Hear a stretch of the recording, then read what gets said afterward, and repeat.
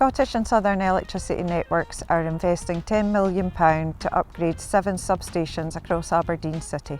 Craigton is the 5th of these 7 projects, and behind me today we're taking delivery of the second transformer.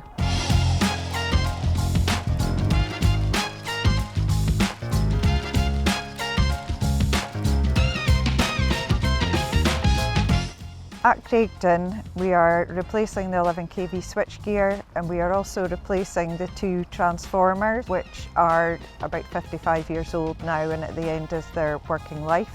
These are being replaced with larger transformers to allow for more capacity on our network. The new 11 kV switchgear will have automation, which previously it did not have. We can monitor the condition of our network at all times through our control room. This means that in the unlikely event of a fault, our engineers do not have to come personally to site.